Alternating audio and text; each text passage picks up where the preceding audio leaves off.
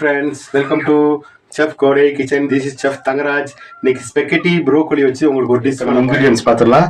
இது butter, garlic, chopped garlic, celery, red yellow pepper, chopped onion, திக்னிக்கு வந்து நம்ம மைதா கொடுத்துருக்கோம், broccoli, milk, cream, oil, pepper, rosemary, thyme, இதுதான் இன்கிரிடியன்ஸு. இதை வச்சு தான் நம்ம டிஷ் பண்ண போகிறோம். வாங்க பார்க்கலாம். சட்டி காஞ்சிருச்சு. நம்ம கொஞ்சம் பட்டர் போடுறோம். அதில் மெயினாக பட்டரில் தான் குக் பண்ணணும். பட்டர் கொஞ்சமாக ஆயில் போட்டுக்கலாம். பிளாக் ஆகிறதுக்கு முன்னாடி கார்லிக்கு, சாப் பண்ண ஆனியன் போடுவோம்,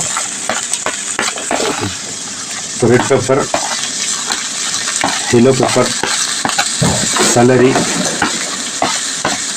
எல்லாம் போட்டு அதுவும் ஃப்ரை ஆயிடுச்சு. இப்போ அடுத்து வந்து நம்ம திக்னிங்காக கொஞ்சம் மைதா போட்டுக்கிறோம். நான் இப்படி பண்ணுறேன். ஆயிடுச்சு. லைட்டாக வாட்டர் போட்டிருக்கோம். இப்போ நம்ம எடுத்து வச்சுருக்க பால் போட்டு, ஒரு கப்பு பாலும் போட்டு அப்படியே நல்லா பாயில் ஆயிடுச்சு. க்ரீமும் பாலும் தான் போட்டிருக்கோம். இப்போ வந்து நம்ம ஸ்பெக்கெட்டி தனியாக பாயில் பண்ணி வச்சுருக்கோம். அப்போதே பாயில் பண்ணி இதை ரெடி பண்ணி வச்சுருக்கோம். இப்போ அதில் எல்லாத்தையும் போட்டுருவோம். அதுவும் சேர்ந்து பாயில் ஆகட்டும். பாருங்கள் எவ்வளோ க்ரீமியாக இருக்குன்னு. நம்ம இன்னும் க்ரீமே ஆட் பண்ணல.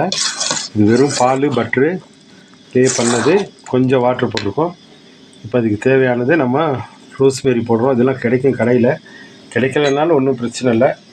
நீங்கள் பெப்பரு, சால்ட்டு, பட்ரு போட்டாலே போதும். இது தைமு, இது வந்து ஃப்ளேவருக்கு. இதுக்கப்புறம் கொஞ்சமாக நம்ம க்ரீம் போடுறோம். ஃப்ரெஷ் க்ரீம் கடையிலே கிடைக்குது.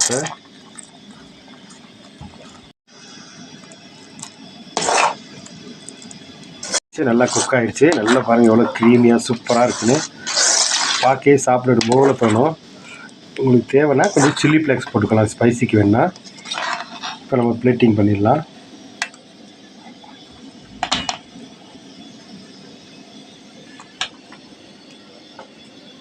பார்த்துக்கோங்க, ப்ரோக்கோலிலாம் நல்லா க்ரீன் கலராகவே அப்படியே இருக்குது.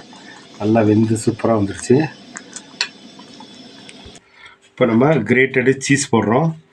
கார்னிஷ்க்கு சீஸ் போட்டு நம்ம மைக்ரோ ஓவனில், செராமிக் பவுல் இருந்தால் மைக்ரோ ஓவன்லேயும் நீங்கள் வச்சுக்கலாம். இல்லைன்னா சீஸ் போட்டோன்னா அப்படியே சாப்பிட்டுக்கலாம். மேலேயும் கொஞ்சம் நம்ம ஃப்ளேவருக்காக தைம், ரோஸ்மேரி போட்டுக்கலாம். போட்டோம்னா அந்த டிஷ் ரெடி ஆயிடுச்சு. இப்போ நம்ம டேஸ்ட் பண்ணிடலாம். டேஸ்ட் ஃப்ரெண்ட்ஸ், ரெடி ஆயிடுச்சு.